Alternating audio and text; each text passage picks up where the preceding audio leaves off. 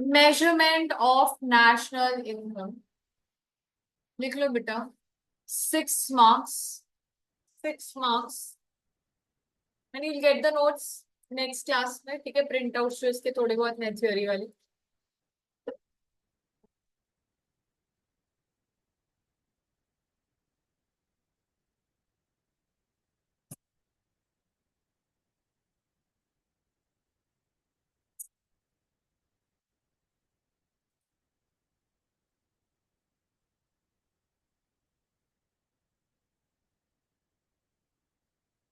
तो national income क्या है बच्चे? ये हमने लास्ट क्लास में डिस्कस किया था कि नेशनल इनकम होती है टोटल वैल्यू किस चीज की, जो कि कंट्री में जितनी भी हम क्या कर रहे हैं, इनकम को अर्न कर रहे हैं from the value of all the goods and services. क्या चीज? Value of all the goods and services that are produced in an economy over the period of 1 year। तो जितने भी गुड्स ध्यान देंगे प्लीज बॉयज, जितने भी गुड्स हम इकोनॉमी में पूरे साल में प्रोड्यूस कर रहे हैं उसको हम क्या कहते हैं?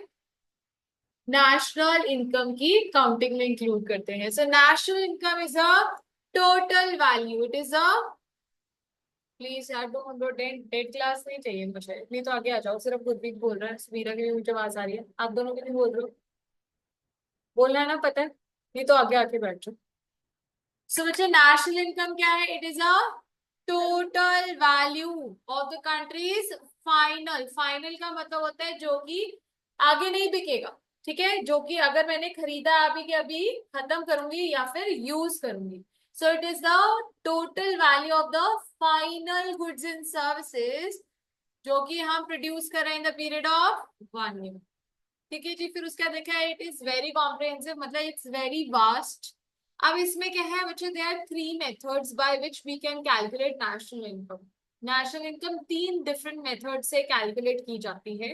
Number 1 is value added method, जिसके ऊपर आज लेक्चर रहेगा। Then next is national income. Third is expenditure method. ठीक है जी, first is value added method, second is income method, and third one is the expenditure method. So value added नाम से पता चल रहा है, वैल्यू एडेड का मतलब है अगर मैंने एक प्रोडक्ट बनाया है।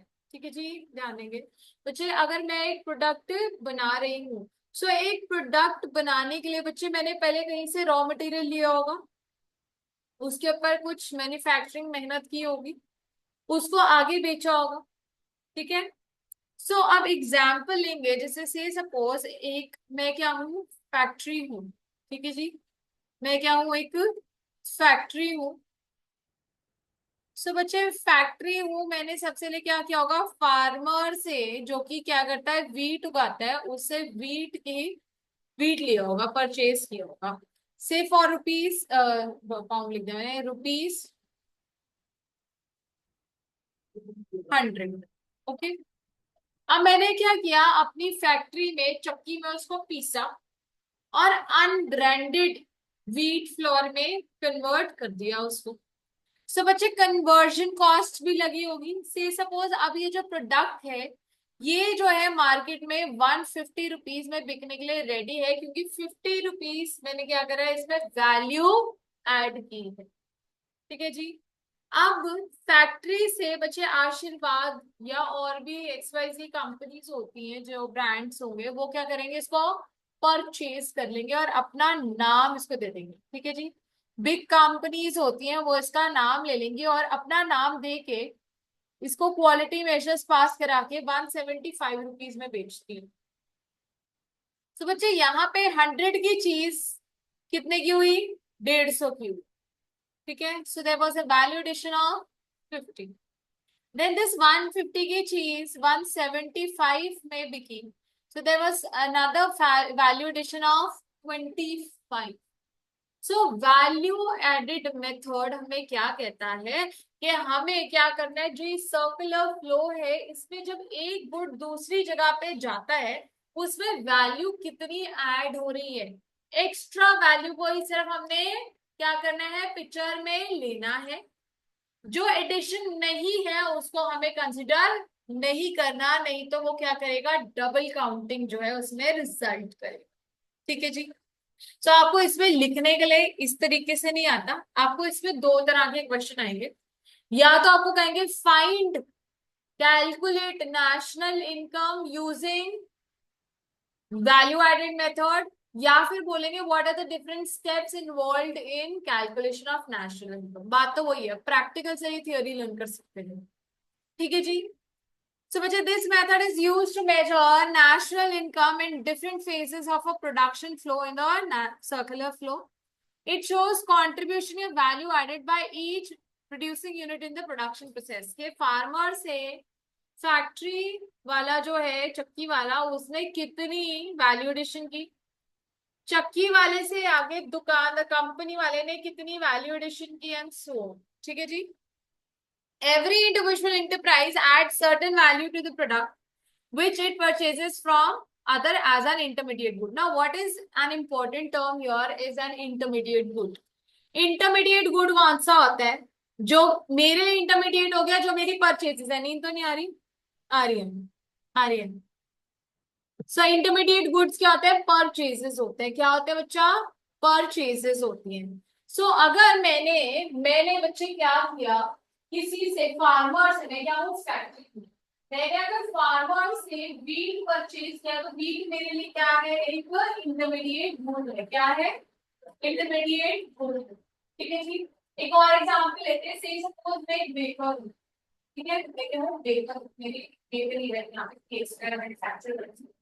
तो मैंने फ्लावर, मैंने शुगर, मैंने और मिल्क, एक्सवाइजी प्रोडक्ट्स खरीदे, वो मेरे लिए क्या है बच्चे, इंटरमीडिएट। क्या है, इंटरमीडिएट। और आगे मैं उसको कन्वर्ट करके जो मार्केट में बेचती हूँ, वो क्या बन जाता है, final.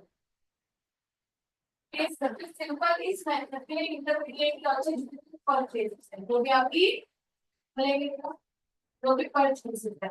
Intermediate goods are all the purchases that are made. ठीक है जी। सो यहाँ पे बच्चे कह रहे हैं every individual enterprise adds to certain value of the product which it purchases from another firm as an intermediate good. ठीक है, कनेक्शन बन रहा है कि यहाँ पे आके थोड़ा बैठू मैं, क्लियर लग रहा है, सबको समझ आ रहा है? When the value added by each and every individual firm is summed up, we get the value of national income.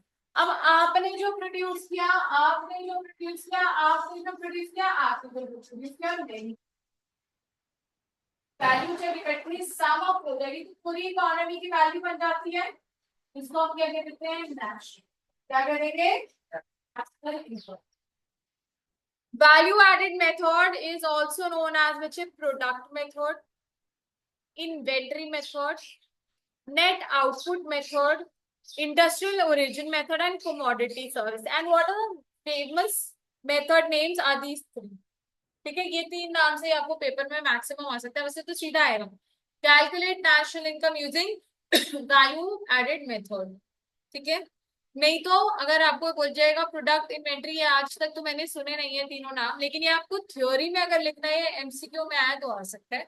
What are the different names बेटा, प्रोडक्ट मेथड बोलेंगे, product method, then inventory method, then बोलना है बेटा आवाज, net output method, third, fourth, industrial origin method, and last is commodity service method. Concept of value added method beta, value addition refers to the addition of value to the raw material by a firm by virtue of productive activities। यही था, मेरी चक्की है, मैंने किसी से गेहूं खरीदा और उसको मैंने चक्की में पीस के क्या करा, आटा, मार्केट में जो हम खरीदते हैं घर पे आटा, वो वाला कन्वर्ट किया, तो मैंने क्या किया, एक प्रोडक्टिव प्रोसेस की, और वो जो कन्वर्जन है उसको हम क्या कहते हैं, वैल्यू एडिशन। क्या कह देते हैं, यस। सो वैल्यू एडेड का फॉर्मूला लिखेंगे, लिखो बच्चा, value added is equal to, ये लर्न करने वाली चीज है, value added is equal to value of output. इसको मैं अपनी कैलकुलेशंस में कैसे लिखूंगी, देखो, वैल्यू ऑफ आउटपुट। ठीक है जी, ऐसे लिखूंगी, बी स्मॉल ओ मतलब stands for of, and O means output, value of output minus IC, that is intermediate consumption. So value of output को आगे आप लिखोगे कि कैसे निकलेगा।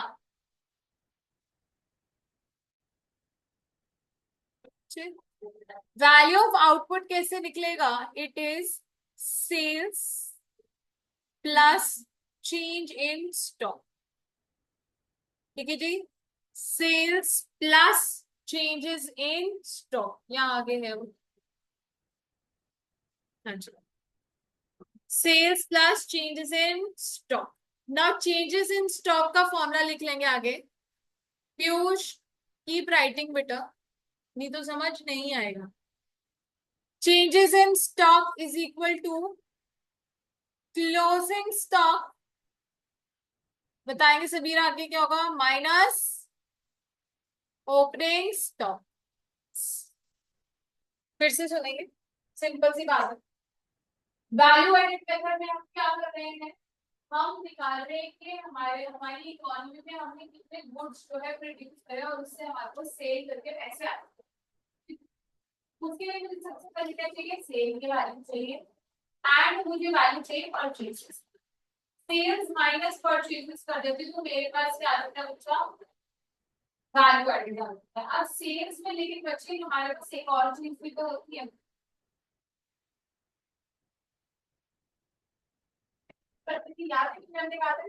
क्लोजिंग स्टॉक जो है वो भी एक नेशनल इनकम की अकाउंटिंग में इंक्लूड होता है।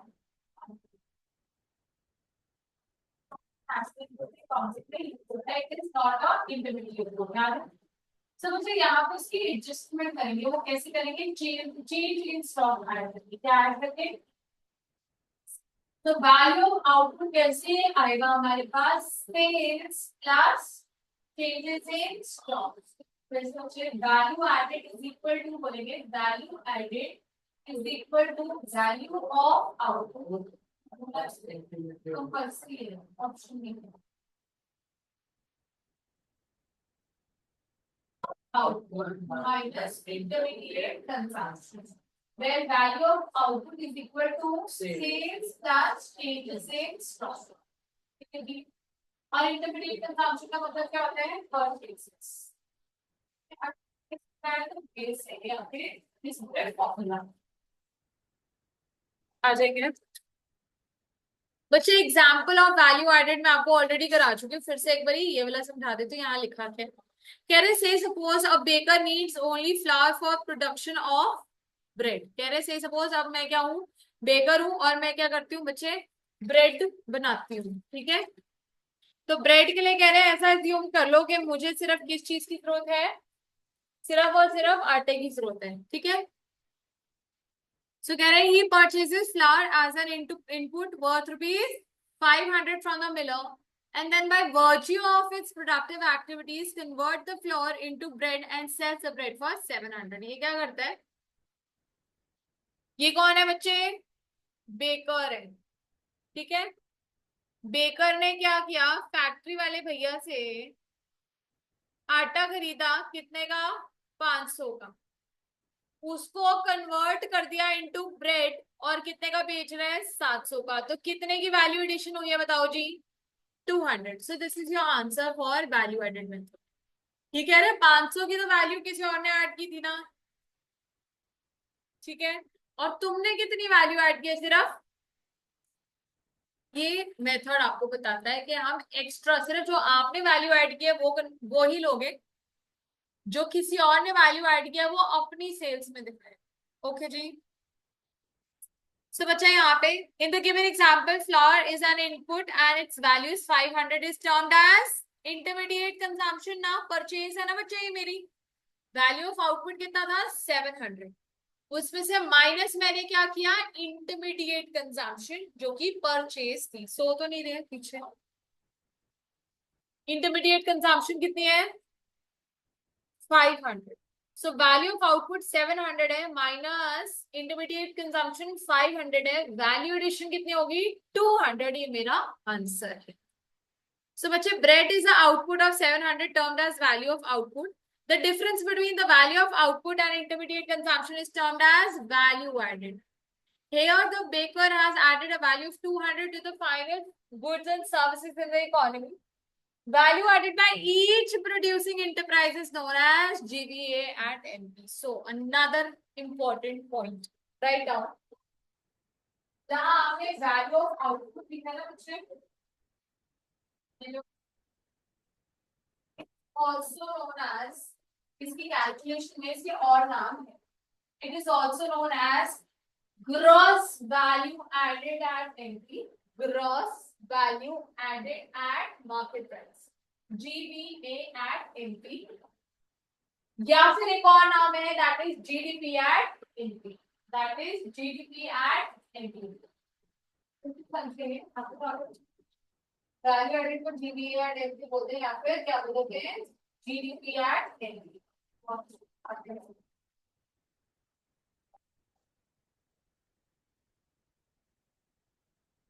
तो आप, हाँ,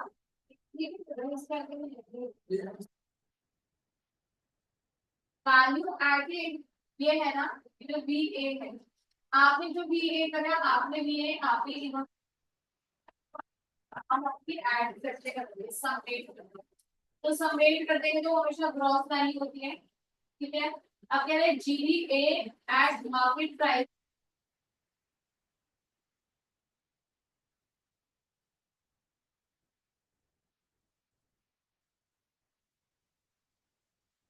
यहाँ पे इनका कहने का मतलब है कि कैसे हम पहले हमने कहा वैल्यू एडेड है. सो समझेंगे. से सपोज एक फैक्ट्री सबीरा की है, एक फैक्ट्री भविष्य की है, एक पीयूष की है और एक गुरप्रीत की है. ठीक है जी. अब वैल्यू एडेड बाय सबीरा, यहाँ ऐसे लिख देते हो, इज इक्वल टू 1000. ठीक है. वैल्यू एडेड बाय भविष्य is 1020. Value added by Piyush, say suppose is again 1000, and value added by Gurpreet is again 1020. Exactly. ठीक है जी. तो टोटल वैल्यू एडेड कितनी हो जाएगी, ग्रॉस वैल्यू एडेड कितनी हो जाएगी बच्चे, सबको ऐड कर दूं. ठीक है, तो 4040. इसको हम क्या कहेंगे, gross value added at market prices, या फिर क्या बोलेंगे, जीडीपी एट एमपी. तो ये तो थियोरेटिकल बात है. जब हम क्वेश्चन सॉल्व करते हैं तो हम इसको वैल्यू एडेड की जगह क्या नाम देते हैं, gross value added at market price, या फिर मैंने एक और नाम बताया कि आपको उसका जीडीपी एट एमपी. पक्का बच्चे. इंटरमीडिएट कंजम्पशन क्या है, ये वो वाला खर्चा है जो कि हम दूसरों से परचेज करने में खर्चा करते हैं. सामान जब हम दूसरी कंट्री का किसी और प्रोड्यूसिंग यूनिट से या सेलर से जब हम सामान परचेज करते हैं, उसके ऊपर जो हमारा खर्चा होता है उसको हम क्या कहते हैं बच्चा, इंटरमीडिएट कंजम्पशन. ठीक है.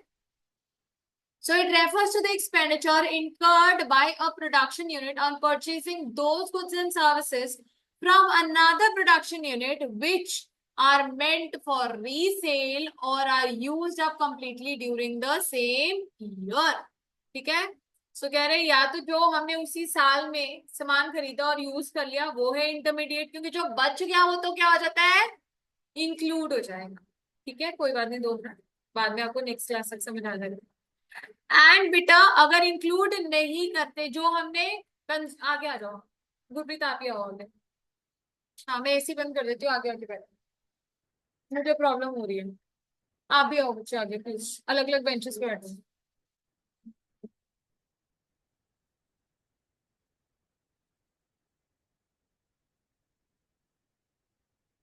कोई बात नहीं करनी. फिर से बच्चे कह रहे हैं ये बोबला एक्सपेंडिचर है जो कि एक प्रोडक्शन यूनिट, बेकर क्या था, एक प्रोडक्शन यूनिट था जिसने क्या किया था बच्चे, गुड्स को परचे बनाने के लिए, ब्रेड को बनाने के लिए क्या किया था, फ्लावर खरीदा था कहाँ से, एक चक्की वाले से. ठीक है. तो वो जो हमने आटा खरीदा था चक्की से उसको हम क्या कह देते हैं, इंटरमीडिएट कंजम्पशन, या फिर इंटरमीडिएट गुड, यहाँ पे क्या बोलते हैं, इंटरमीडिएट कंजम्पशन, क्या कह देते हैं, इंटरमीडिएट कंजम्पशन. बच्चे it refers to or final consumption क्या है, it refers to the expenditure on the goods and services which are meant for final consumption and investment. ये हम ऑलरेडी पढ़ चुके हैं. अगर मैंने कोई भी सामान जो मार्केट से खरीदा और मैंने उसको खुद खा लिया, मतलब आटा में ले आई और घर पे उससे रोटियां बना रही, यूज कर रही, घर के अंदर यूज कर रही, उसको उससे मैं कोई केक या बिस्किट बना के मार्केट में नहीं बेच रही। अगर मैं आटे को केक या बिस्किट बना के मार्केट में बेच रही हूँ तो वो क्या बन जाता है, इंटरमीडिएट। क्या बन जाता है future, it is known as, बोलेंगे बच्चे, intermediate. And if I am using it for home, for consumption, खुद के खाने के लिए, फैमिली की खाने के लिए, उसको हम क्या बोलते हैं, फाइनल। फिर से सुनेंगे, जो मैं अगर सामान मार्केट से खरीद लूँ, या तो उसको आगे दोबारा से किसी और प्रोडक्ट में प्रोड्यूस करने के लिए, ठीक है, या फिर उसको एज एन इन्वेस्टमेंट यूज कर रही हूँ, तो उसको हम कहेंगे इंटरमीडिएट टू। अगर मैं उसको अपने खुद के यूज के लिए, घर के यूज के लिए कर रही हूँ ना तो मैं उसको आगे किसी और चीज में प्रोड्यूस कर रही हूँ।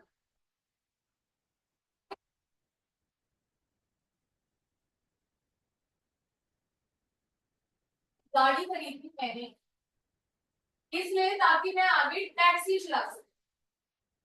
तो बच्चे ये क्या है, फाइनल है, but what kind of final, capital good. मैं आगे इससे चला के पैसे कमा, मैंने गाड़ी खरीदी अपने या अपनी फैमिली के यूज के लिए, तो ये क्या है, फाइनल कंज्यूमर गुड। अब मैंने गाड़ी खरीदी, ठीक है, शोरूम है मेरे पास गाड़ियों का और मैं गाड़ियां बेचती हूँ, मैं डीलर हूँ, तो मेरे गाड़ी क्या है, क्योंकि मैं आपको उसको बेच रही हूँ। सही। सो ये बेटा यहाँ पे ये एक्सप्लेन किया, इंटरमीडिएट गुड्स क्या है, या तो जो हमने क्या कर लिया, कंज्यूम कर लिया उसी साल में, या फिर उसको किसी और चीज में कन्वर्ट कर दिया, तो वो इंटरमीडिएट है। अगर तो हमने उसको कंज्यूम कर लिया खुद के लिए या उसको एज एन इन्वेस्टमेंट रख दिया, तो वो क्या हो जाएगा, फाइनल। अब बच्चे अगर आपको ऐसा बोल दिया जाए वैल्यू ऑफ आउटपुट, अभी मैंने आपको बताया वैल्यू ऑफ आउटपुट में क्या इंक्लूडेड होते हैं, sales plus change in stock. Value of output is sales plus changes in stock. Value of output is equal to changes in stock. ठीक है जी। सो बच्चे हमारे पास सेल्स जो है वो कह रहे, सेल्स का मतलब सिर्फ ये नहीं है domestic sales, it even means sales to the rest of the world, मतलब एक्सपोर्ट्स भी इंक्लूडेड है। दोबारा से, जो हमारी वैल्यू ऑफ आउटपुट सेल्स है उसमें सिर्फ डोमेस्टिक सेल्स ही नहीं है, क्या इंक्लूडेड है, एक्सपोर्ट्स भी इंक्लूडेड है। क्या इंक्लूडेड है, ठीक है। ऐसे ही जो इंटरमीडिएट कंजम्पशन है, तो क्या है, इंटरमीडिएट कंजम्पशन है, उसमें सिर्फ डोमेस्टिक परचेजेस ही नहीं बल्कि इंपोर्ट्स भी इंक्लूडेड। ओके, अगर डोमेस्टिक परचेजेस तो उसमें इंपोर्ट्स आप ऐड करो। क्या लिखा है, डोमेस्टिक परचेजेस, क्या लिखा है, तो इसका ना बाहर की परचेजेस को मैंने ऐड नहीं किया और बाहर की परचेजेस को मैं क्या नाम देती हूँ, इंपोर्ट्स। ठीक है, तो एग्जाम्पल दे रही हूँ, उसमें बिल्कुल बताएंगे कि क्या मतलब है इसका।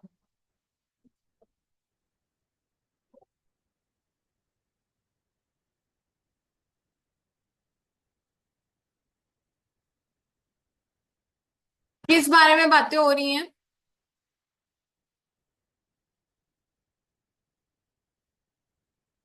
क्या क्या आपको मैं दूंगी सब कुछ, क्या टेंशन है आपको, पढ़ाऊंगी भी दूंगी भी, अभी जो कर रही हूँ सिर्फ उस पर ध्यान दो,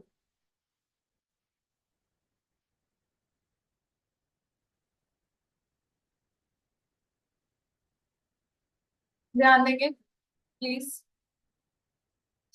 हमारे पास दोबारा से बोल रही हूँ, gross value added at market price, या फिर इसका दूसरा नाम क्या होता था बच्चे, जीडीपी एट एमपी। कैसे आता है, value of output minus intermediate consumption से।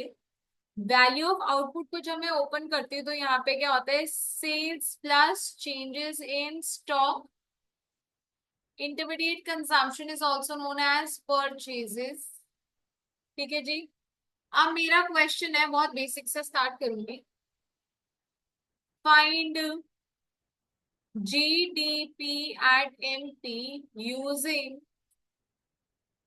वैल्यू एडेड मेथड ठीक है, where sales is equal to ₹200, exports is equal to 50, domestic purchases, yes छोड़ो अभी इजी है, फर्स्ट वाला दे रही हूँ, तो simple intermediate consumption is equal to ₹75। Calculate करेंगे जीडीपी एट एमपी। जल्दी करो, स्टार्ट स्टार्ट करेंगे बेटा। You're not giving changes in stock, so it's fine to save it for the time being. करो।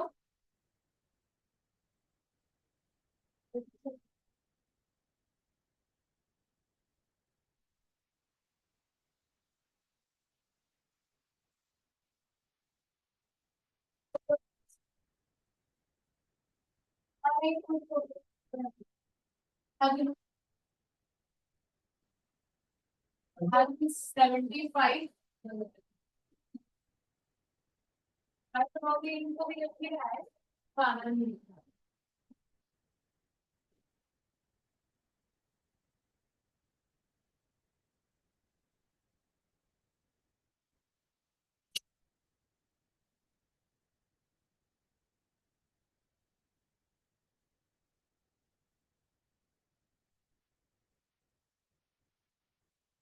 That value of output, that means sales minus intermediate consumption is directly given to you. Sales minus intermediate consumption कितना?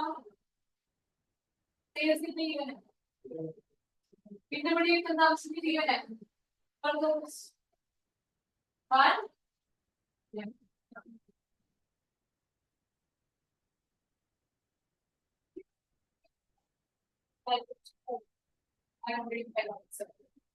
आओ समझेंगे। इधर ध्यान दो please बच्चे। GDP at MP या फिर GVA at MP is equal to value of output minus intermediate consumption. Value of output if I open is sales plus changes in stock. If I'm not given changes in stock, it's fine. Take it as zero. कोई दिक्कत नहीं। Sales मुझे given है, हमने यही तो बात करी ना कि अगर सेल्स लिखा है तो वो मतलब टोटल सेल्स है। सेल्स का मतलब क्या होता है? Total sales. तो उसमें दोबारा से एक्सपोर्ट्स ऐड नहीं करेंगे, दोबारा से एक्सपोर्ट्स ऐड नहीं करेंगे। तो सेल्स कितनी है? 200 minus intermediate consumption directly given है, कितना है? 75। सो आंसर क्या है? इसमें क्या तकलीफ हो रही है बच्चे? क्या बात कर रहे हो? Yes sure. अब ऐसे नहीं करना, मेरे को आंसर निकाल के दिखाएंगे सारे।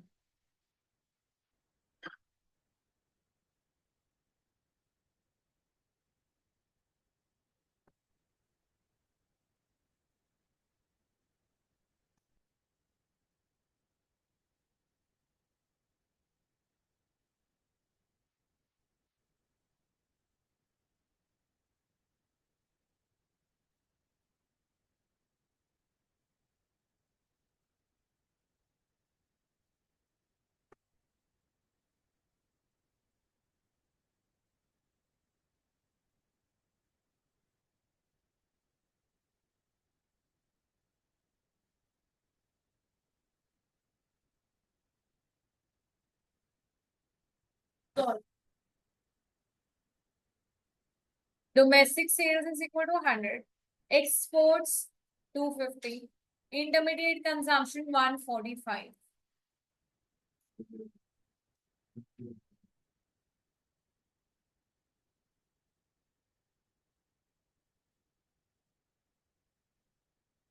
सबीरा से गुड। पीयूष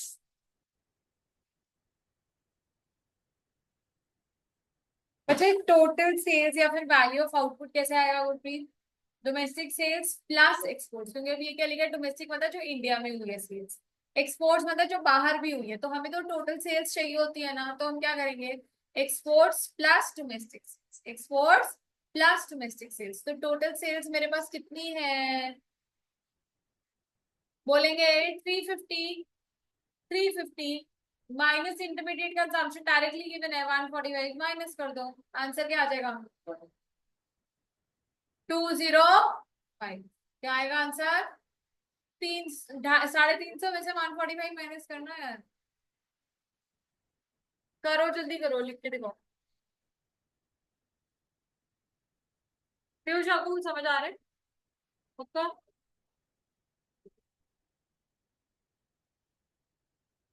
जिसने ये कर लिया नेक्स्ट करेंगे।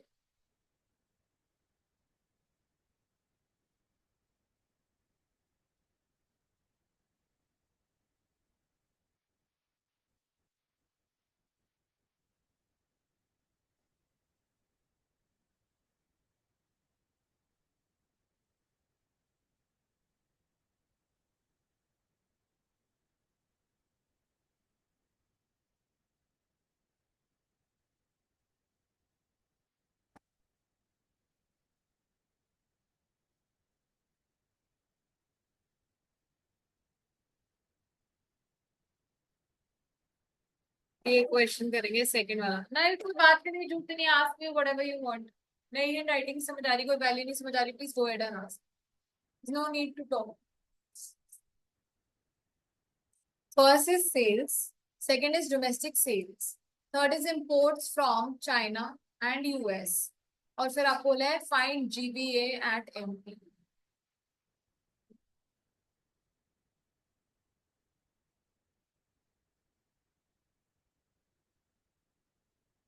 फिर से बोल रही हूँ, सेल्स का मतलब होता है टोटल सेल्स, ठीक है जी। हो गया सभी आपका आगे।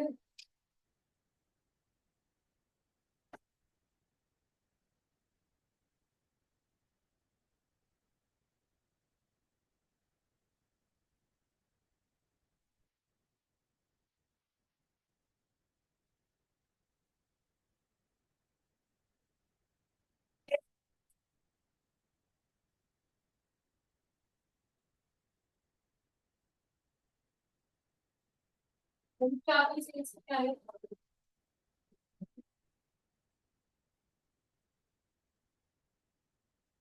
देखो जी, सेल्स का मतलब बच्चे क्या होता है, टोटल सेल्स का मतलब क्या होता है, टोटल सेल्स।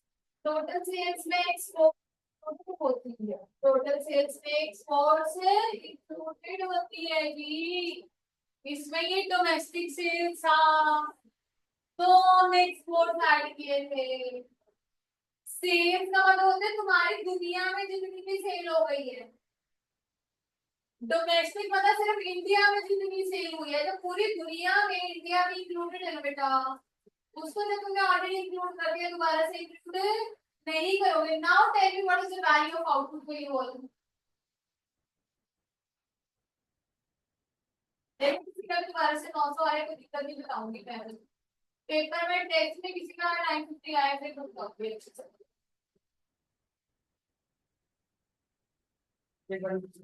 हाँ देखना, जब भी वर्ड लिखा होगा सेल्स, सो उसका मतलब होता है टोटल सेल्स, ठीक है। टोटल सेल्स मतलब जितनी भी पूरे वर्ल्ड में सेल होगी, वर्ल्ड में क्या इंडिया है, मतलब डोमेस्टिक रीजन है ना हमारी, है। सो बच्चे, जब भी सेल्स लिखा है इट मींस डोमेस्टिक इंडिया में जो सेल्स हुई वो भी इसमें इंक्लूडेड है। तो सेल्स में दो कंपोनेंट्स है बच्चा, क्या क्या, एक तो डोमेस्टिक सेल्स और दूसरा एक्सपोर्ट्स। तो ये ऑलरेडी इंक्लूडेड है, तो दोबारा से थोड़ी ना इंक्लूड करोगे बच्चा, ये नहीं इंक्लूड होगा। तो सिंपल सेल्स कितनी है, 550, माइनस करोगे इंपोर्ट्स जो इन दोनों जगह से हुई है आपकी, कितनी हुई है, कितनी है, 350, यस। सो 550 माइनस 350, आंसर कितना आना चाहिए, 200। आपका आंसर आएगा। अब इंपोर्ट्स का समझ आया, क्या पता हम इंडिया में सेल ही नहीं करते और परचेज ही नहीं करते इंडिया से सामान, हमारा इंडिया में मिलता ही नहीं है, मिलता ही सारा बाहर से, तो इंपोर्ट्स ही होंगे ना उस केस में, ज्यादा परेशानी हो रही है। बोलो Gurpreet. Next question. Find the value of GVA at MP when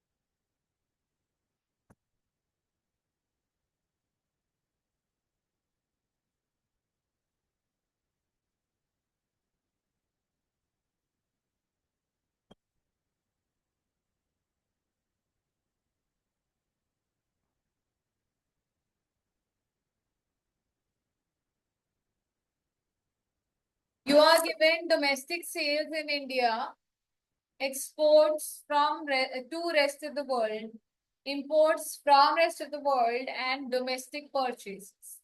Find GVA at MP या फिर GDP at MP. Uh,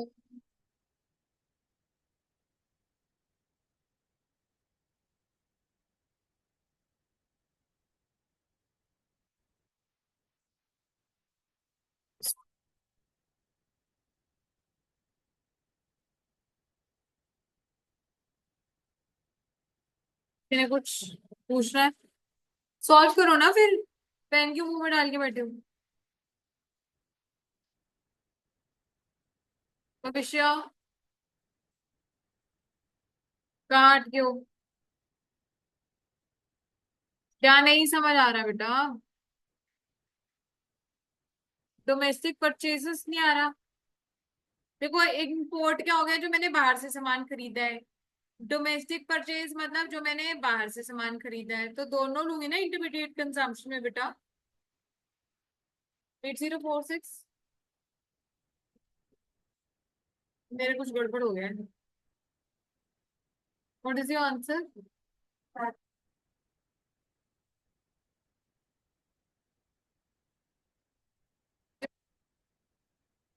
इतना इजी आपका है बेटा? वैल्यू ऑफ आउटपुट क्या है बच्चा? वैल्यू ऑफ आउटपुट है डोमेस्टिक सेल्स एंड एक्सपोर्ट्स। ये तो सबको समझ आया था कि नहीं आया था? कि यहाँ परेशानी थी अभी भी? थी परेशानी बच्चे? देख लो। गुरप्रीत। सो ये कितना हुआ? 8064 minus intermediate consumption. Intermediate consumption होता है परचेसेस। इंपोर्ट्स मतलब बाहर से परचेज किया या फिर जो इंडिया से परचेज किया है, तो टोटल परचेज ना। तो टोटल परचेजेस कितनी? 4024। अब ये माइनस कर दोगे इसमें से। इसमें से इसको माइनस करोगे, आंसर क्या आएगा? 040। ठीक है। सो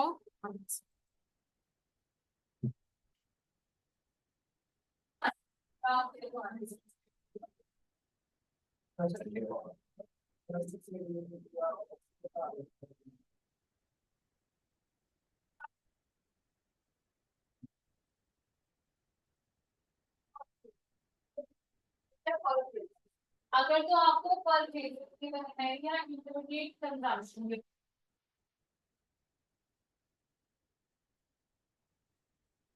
डोमेस्टिक परचेज दैट मींस हो गया जैसे वैल्यू आउटपुट का।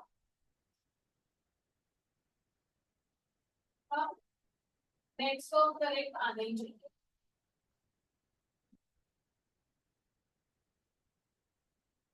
लिख लिया था आपने?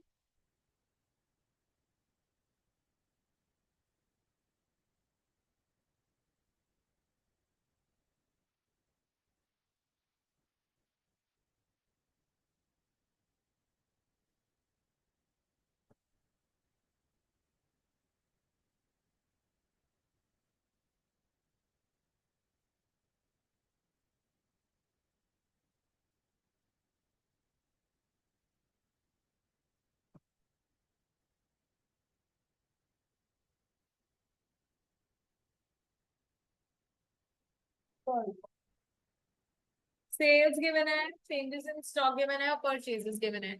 हमारा फॉर्मूला होता है value of output minus intermediate consumption. Intermediate consumption is also known as purchases.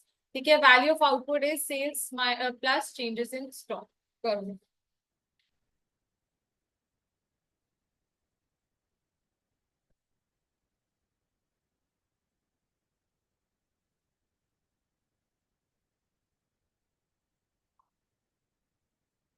विषय क्या है? 8।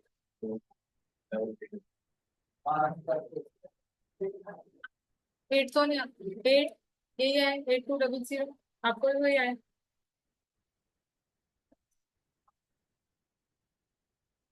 एक और नेक्स्ट क्वेश्चन करेंगे अब।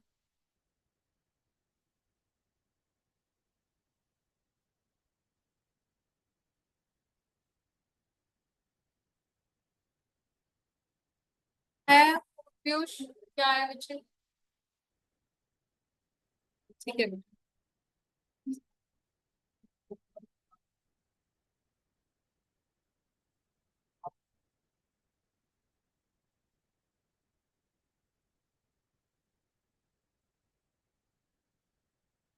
एक क्लोजिंग स्टॉक है 1000, ठीक है।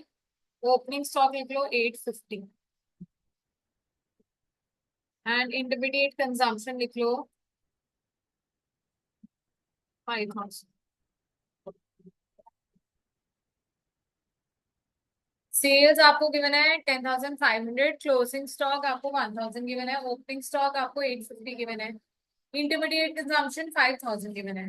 एंड चेंजेस इन स्टॉक मैं आपको बता देती हूँ is equal to closing stock minus opening stock. ठीक है, आंसर क्या है बच्चा? 5600। ठीक है एंड 50। करेक्ट।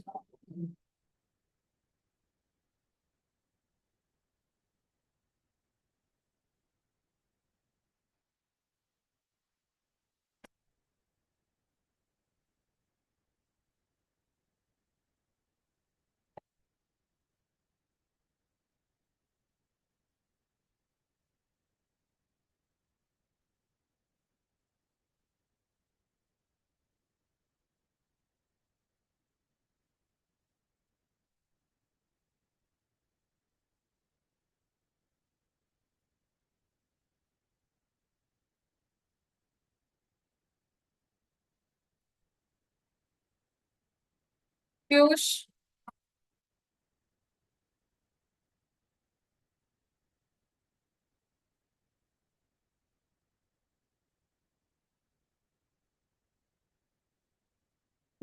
स्टॉक निकाला ना। अब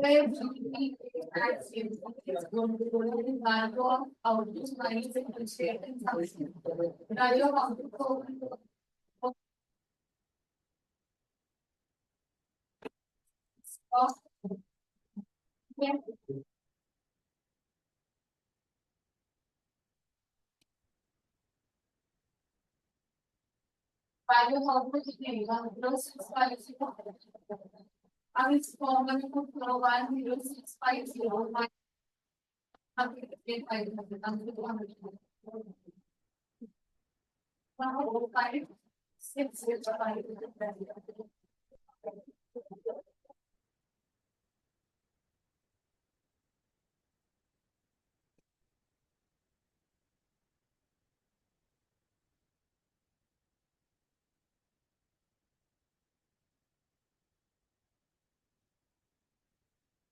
ठीक है।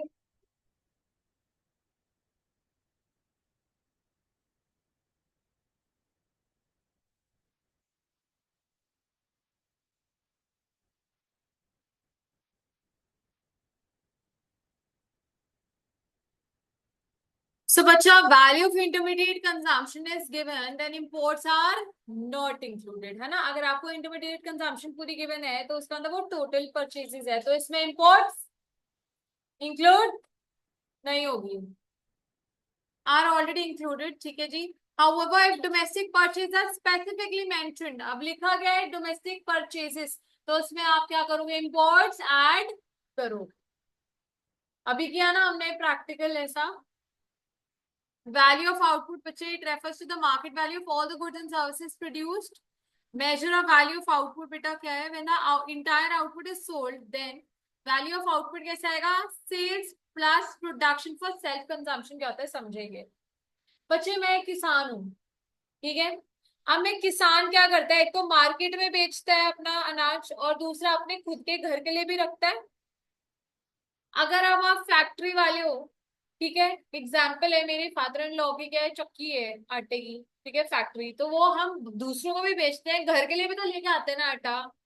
हम बेच तो नहीं रहे, अपने खुद की कंजम्पशन के लिए रख रहे हैं। तो कह रहे हैं वो भी तो प्रोड्यूस तो हो रहा है ना, and it had the capability of being sold in the market.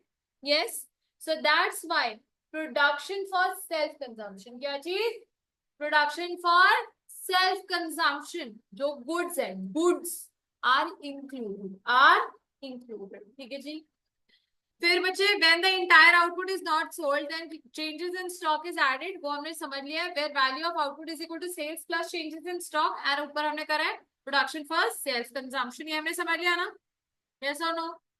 Value of output बेटा कैसे निकलता है, क्वांटिटी मतलब जितनी हमने सेल करी इनटू प्राइस, यही होगा ना, खुद सोचो तुम दुकानदार हो, तुमने एक थैली आपने 100 की बेची, टोटल आपने 100 थैलियां बेची, तो आप पैसा बताओगे कि कितनी सेल्स हुई, बताओ 100 इंटू 1, ठीक है जी, 10,000। ये क्या है आपकी value of output. Exports are not separately included in the value of sales, why, because जब तक कि डोमेस्टिक सेल्स अलग से नहीं बोला, अगर डोमेस्टिक सेल्स बोला है तो हम क्या करते हैं, एक्सपोर्ट्स को ऐड करते हैं, नहीं तो मैंने आपको बताया था सेल्स क्या होती है, टोटल सेल्स होती है, ठीक है जी। In case of an open economy, open क्या होती है बच्चे, जिसमें हम एक्सपोर्ट एंड इम्पोर्ट करते हैं, तो हम यूजुअली क्वेश्चन में ऐसा नहीं आएगा कि ओपन है कि नहीं है, वो ओपन ही होगी अगर एक्सपोर्ट इम्पोर्ट गिवन है, ओके। हाँ जी, हाँ या ना प्लीज, ठीक है। तो दोबारा से बच्चे, value of output minus intermediate consumption and value of output is calculated as sales plus changes in stock. And another thing that we learned is अगर हमने अपने खुद के लिए भी कुछ प्रोडक्शन की है, तो जो प्रोड्यूस किया और कंज्यूम कर रहे हैं खुद के लिए, so production for self consumption, तो क्या बोलते हैं, production for self consumption is also included. ये स्टेप्स कराऊंगी, फिर मैं क्वेश्चंस कराऊंगी इसके, टेंशन नहीं लेनी, हम नेक्स्ट क्लास तक इसके क्वेश्चन सॉल्व करेंगे, हम रश नहीं कर रहे हैं, हम ठीक स्पीड पे चल रहे हैं। किसी और आप मॉडल स्कूल में आई थिंक वो आता है आईईडी के चैप्टर्स आते हैं पहले, अभी मैम ने बताया तो नहीं है, मैक्रो ही कराई आपके पास स्टार्ट एसजी में, आपका कौन सा आ रहा है पेपर में, वो कौन से स्कूल में है भव्या, भव्या आपके साथ है एसजी में, अच्छा वो भी तभी कह रहा था आईडी आ रहा है उससे, एसजी में है। मनी इन बैंकिंग कराया है, अच्छा, ठीक है, कोई बात नहीं, वो भी मैं करा दूंगी। आपका एग्जाम जुलाई में है कि अभी है, अभी है, मई में है, तो ये किसी के भी सिलेबस में नहीं आ रहा है, नेशनल इनकम, चलो देख लेते हैं। बच्चे मेन स्टेप सबसे पहले क्या है, स्टेप 1, या तो मैंने आपको बताया 6 मार्क्स का, या तो क्या आएगा कैलकुलेशन, जिनको कैलकुलेशन से डर लगता है वो 6 नंबर का ये है, फिर रट्टा मार।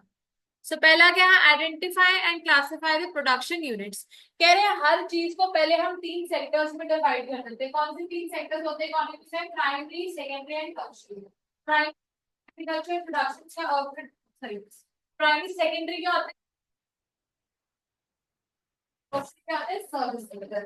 कह रहे एक सेक्टर को 3 भागों में बांट दे, कौन से 3 भाग है वो, primary secondary and tertiary, that is your step 1 for every method.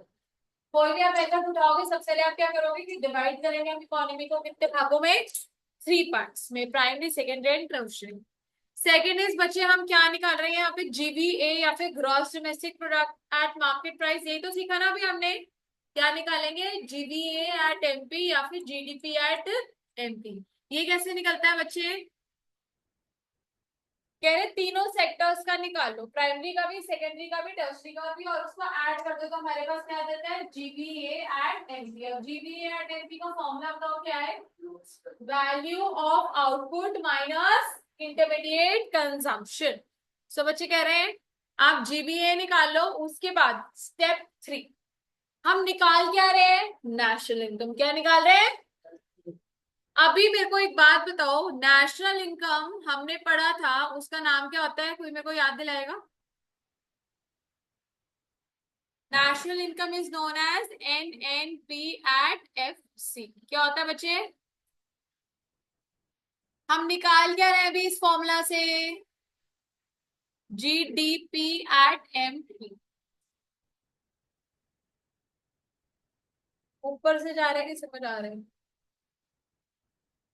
हम क्या कर रहे हैं, हमारे को वैल्यू ऑफ आउटपुट से हम क्या निकालते हैं बच्चे, जीडीपी एट एमपी। मेरा मेन गोल है मुझे एनएनपी एट एफसी निकालना है। तो कह रहे हैं जीडीपी एट एमपी को आप पहले किस में निकालो, उसको सबसे पहले आप कन्वर्ट करो इनटू एनडीपी एट एफसी। किस में कन्वर्ट करेंगे, एनडीपी एट एफसी। ठीक है जी। तो ऐसे करो, एक छोटा सा फ्लो चार्ट बना लो, फ्लो चार्ट मतलब डायग्राम सा बना लो ताकि आपको याद रहे।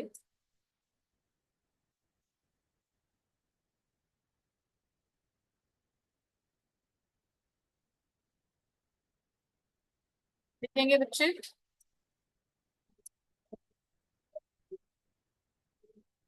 इसलिए हम क्या कर रहे हैं, यहाँ पे हम कर रहे हैं कैलकुलेशन, लिखो calculation of national income by value added method.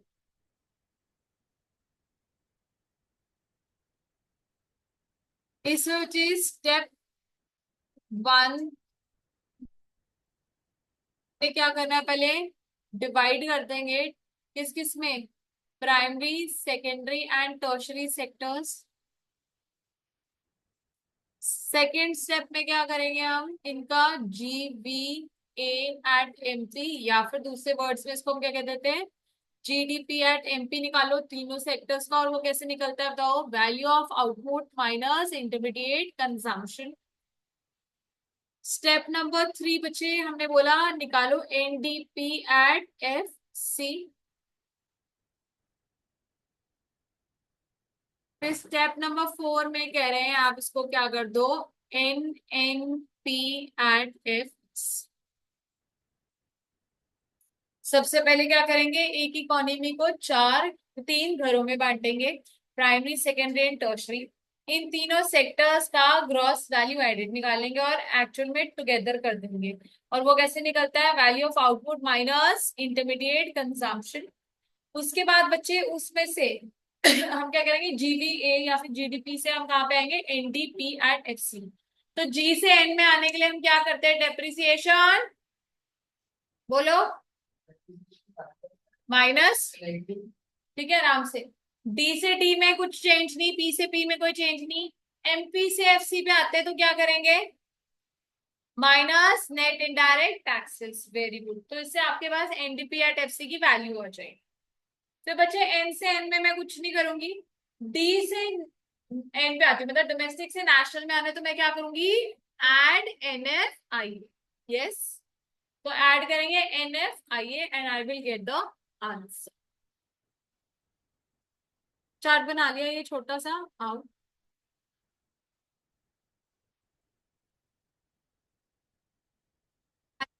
एक फ्लो चार्ट था, GBA from primary secondary tertiary.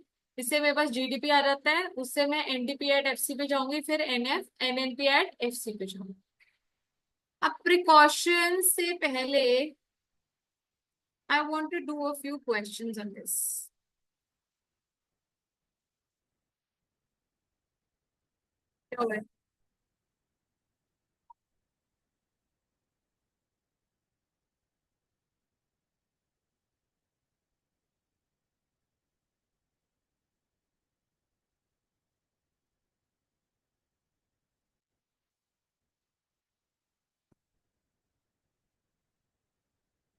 बातें नहीं यार, नहीं करनी, मुझे नहीं पसंद है।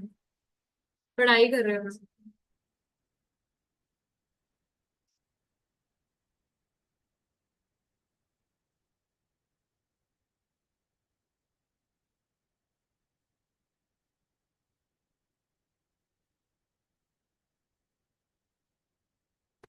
ये रहा, आउट सॉल्व करते हैं।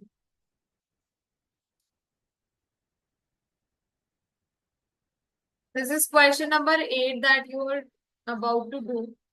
You are supposed to calculate what NVA at MP and NVA at FC. NVA means वो अपनी national, N NDP at FC निकालने के लिए बोला है, एनडीपी एट एमपी निकालने के लिए बोला है। लेकिन जो भी निकालने के लिए बोला हो, सबसे पहले तो मैं क्या करूंगी, वैल्यू एडेड मेथड में हम सबसे पहले क्या निकालते हैं, जीवीए एट एमपी या फिर जीडीपी एट एमपी। टेंशन नहीं लेनी, you will get use to it. अभी मैं हर रोज ही क्लास में बताऊंगी तो हमें लर्न हो जाएगा। सो अभी मैं हेल्प कर रही हूँ। सबसे पहले बच्चे ये क्वेश्चन है, क्वेश्चन नंबर 8। तो मैं इसको कॉपी ही कर लेती हूँ।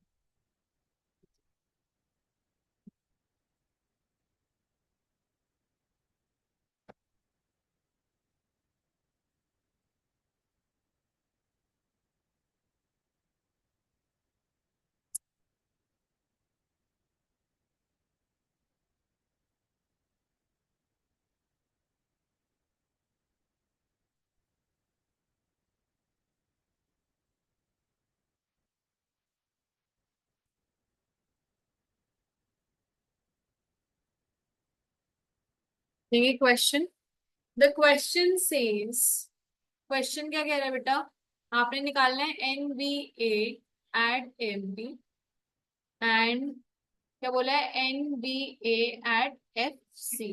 मैंने आपको बताया एनवीए का मतलब होता है नेट, वो net domestic product at market price, और इसमें क्या हो जाएगा, इसका क्या हो जाएगा, net domestic product at factor cost. लेकिन इसको निकालना तो बाद की बात है। सबसे पहले मैं क्या करूंगी बच्चे, जीवीए एट एमपी या फिर दूसरा नाम क्या होता है, जीडीपी एट एमपी निकालती हूँ। सो मेरी हेल्प करेंगे और मुझे बताएंगे फॉर्मूला क्या है, value of output minus intermediate consumption, yes.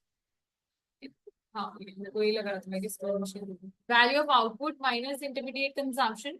How do I calculate the value of output, it is sales plus change in stock. हाँ जोशी, अब मुझे बताओ सेल्स गिवन है तो ये क्या है, टोटल सेल्स है, क्या एक्सपोर्ट्स ऐड करूंगी, नो, तो इसको मैं क्रॉस कर दूं, ठीक है ना। Purchase of raw material add होगा, imports of raw material add होगा। अगर इंटरमीडिएट कंजम्पशन है तो कुछ नहीं ऐड होगा, तो सिर्फ इंटरमीडिएट कंजम्पशन ले लेंगे। लेकिन अगर परचेज ऑफ रॉ मटेरियल बोल रहे हैं ना बेटा, तो हम नहीं मान लेते कि इसमें टोटल परचेजेस ऐड नहीं है, ओके। आप इन दोनों को ऐड करोगे मतलब इंटरमीडिएट कंजम्पशन हो जाएगा बच्चा ये मेरा, ठीक है जी, यस और no. Then changes in stock करना है बच्चे, क्लोजिंग माइनस ओपनिंग, ठीक है। और ये बात की छोड़ दो, ये कहानी एक बारी के लिए 1 मिनट के लिए ड्रॉप कर दो। सॉल्व फॉर जीवीए या फिर जीडीपी एट एमपी, जल्दी से बता दो। मैंने आपको बता दिया सेल्स होगी, सेल्स में एक्सपोर्ट्स तो ऐड नहीं होगा, पर क्या ऐड होगा, change in stock. Change in stock कैसे आएगा, क्लोजिंग माइनस ओपनिंग करके, माइनस करेंगे इंटरमीडिएट कंजम्पशन।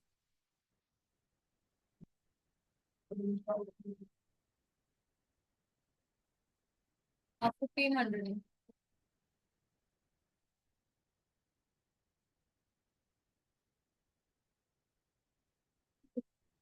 करेक्ट। वो तो वैल्यू ऑफ आउटपुट आया ना, इंटरमीडिएट कंजम्पशन भी तो माइनस करो।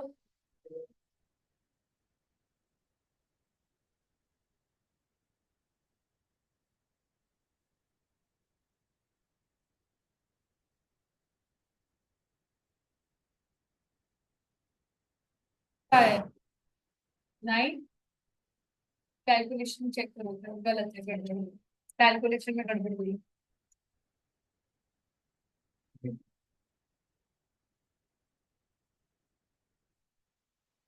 माइनस की गलती हुई है बेटा। चेंज इन स्टॉक कितना आया 500, इधर ध्यान देंगे।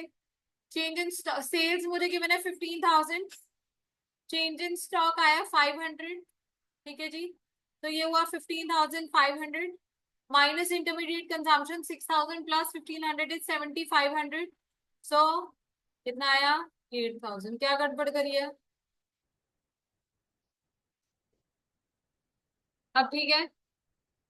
नेक्स्ट, अब मैंने जीवीए को बच्चे निकाल लिया, कितना आया 8,000। कितना आया? क्या लिख लेते हैं, GVA at MP is equal to 8,000। अब मुझे निकालना क्या बोला है बेटा, एनवीए एट एमपी, ठीक है। या फिर जिसको हम क्या कह देते हैं, एनडीपी एट एम।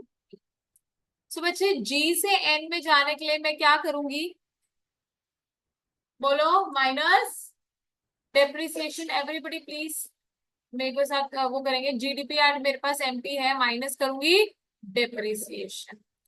फिर बच्चा मेरे को क्या करना है, डी से डी जाना है, नो चेंज, पी से पी, एम से एम, नो चेंज। सो मैं क्या करूंगी अब, एंड जीडीपी मेरे को 8,000 गिवन है, डेप्रिसिएशन मुझे कितनी गिवन है बताओ, 700 डायरेक्टली गिवन है, यस और नो। सो आंसर क्या होगा बच्चा, 7,300, ठीक है जी। फिर मुझे सेकंड जो चीज बोली है करने के लिए, वो क्या बोली है, बोला है N V A at F C निकालो, जिसका दूसरा नाम क्या है, N D P at F C. So बच्चे मैंने क्योंकि एनडीपी निकाल लिया है तो मैं यही इसी की हेल्प ले लू ना। अब एनडीपी तो सेम है, एमपी से एफसी पे जाना है मेरे को, क्या करूंगी बच्चे पीयूष, एमपी से एफसी पे जाना है, minus NIT, that is net indirect taxes. Yes. So how do I come to the value of net indirect taxes बच्चे? Indirect taxes given है, excise duty given है, and then आपको assistance, financial assistance given है। financial assistance का मतलब होता है subsidies, ठीक है जी। So indirect taxes given है और excise duty is a indirect tax only, ठीक है। सो इनडायरेक्ट टैक्सेस में से मैं क्या कर दूंगी बच्चे, सब्सिडीज को माइनस कर दूंगी, ठीक है जी। सो मेरे पास क्या वैल्यू आई, 7,300 माइनस 800, आंसर क्या है बच्चा, 6,500 आंसर है, ठीक है।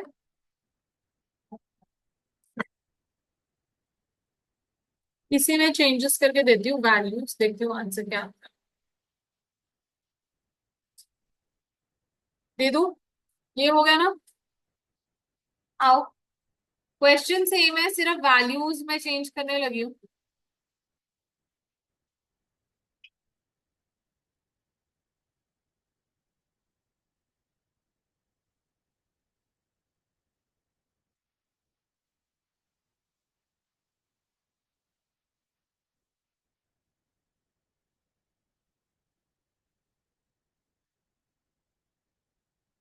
सेल्स की वैल्यू ले लो 45,000, एक्सपोर्ट्स को ले लो 40,000, परचेज ऑफ रॉ मटेरियल ले लो 16,000, इंपोर्ट ऑफ रॉ मटेरियल ले लो 750, क्लोजिंग स्टॉक ओपनिंग स्टॉक रहने दो सेम, डेप्रिसिएशन को ले लो 1,700, इनडायरेक्ट टैक्सेस को 2,000, एक्साइज ड्यूटी सेम रहने दो, एंड फाइनेंशियल असिस्टेंस को ले लो 1,800। सॉल्व करो।